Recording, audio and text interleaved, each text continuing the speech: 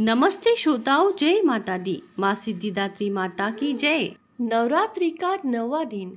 इस कथा में माँ सिद्धिदात्री की पूजा।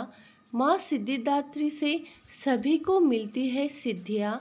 माँ सिद्धिदात्री की पूजा विधि, भोग मंत्र और आरती और माँ सिद्धिदात्री के स्वरूप के बारे में वर्णन किया है।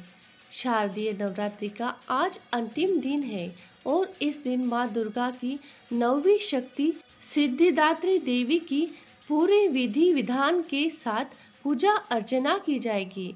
माँ दुर्गा के सिद्ध और मोक्ष देने वाले स्वरूप को माँ सिद्धिदात्री कहा जाता है। इनकी पूजा करने से सभी कार्य सिद्ध होते हैं और मोक्ष की प्राप्ति होती है।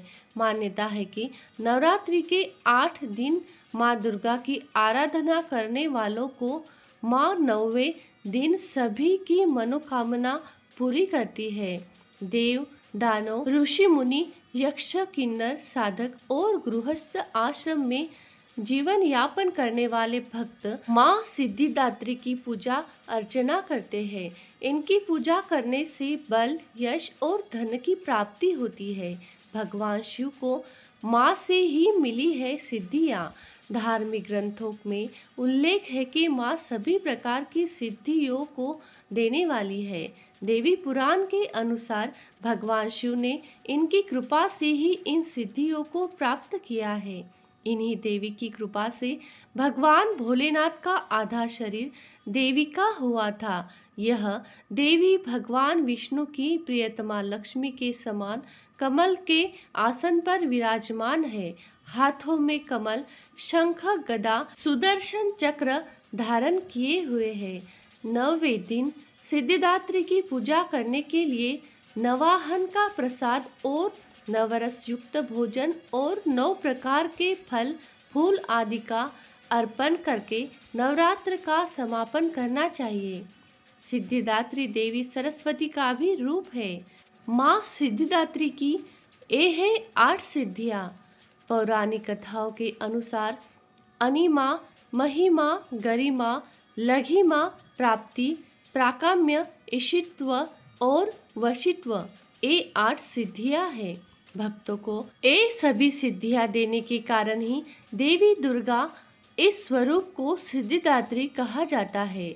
माता से सिद्धियाँ प्राप्त करने के लिए देव, गंधर्व, ऋषि, असुर सभी इनकी पूजा करते हैं, क्योंकि सभी देवी देवताओं को माँ के इसी स्वरूप से ही सिद्धियों की प्राप्ति हुई है। जो भक्त नवरात्रि के 9 दिन व्रत रखते हैं, 9 कन्याओं को 9 देवियों के रूप में पूजने के बाद ही पूर्ण माना जाता है। माँ की कृपा से सभी अटके कार्य पूरे हो जाते हैं और घर परिवार में सुख, शांति और समृद्धि बनी रहती है। अब माँ का स्वरूप जानते हैं। माँ सिद्धिदात्री माँ लक्ष्मी की तरह कमल पर विराजमान रहती है और ये 4 भुजाओं से युक्त है।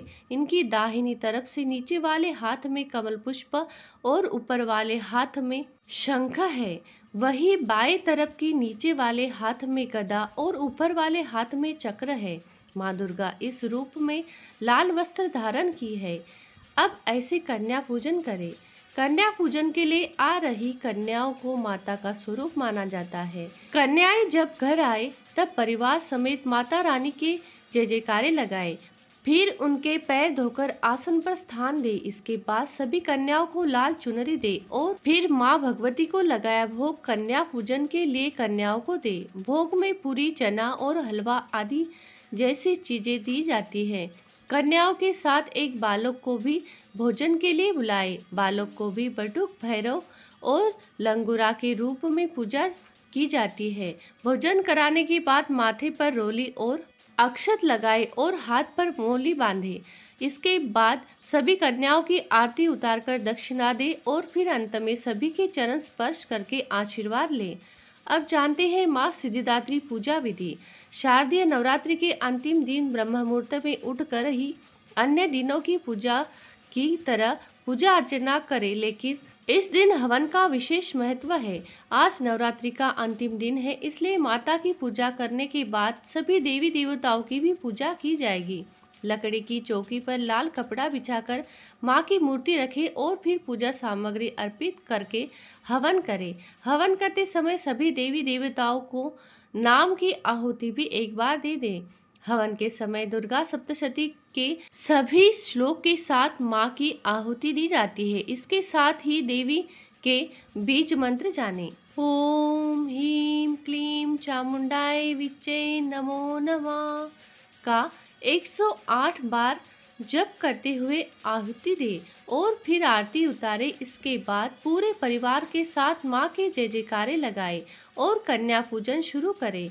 माँ सिद्धिदात्री को भोग में आप हलवा व चना का विशेष महत्व है, इसका भोग लगाए। साथ ही पूड़ी, खीर, नारियल और मौसमी फल भी अर्पित कर सकते हैं।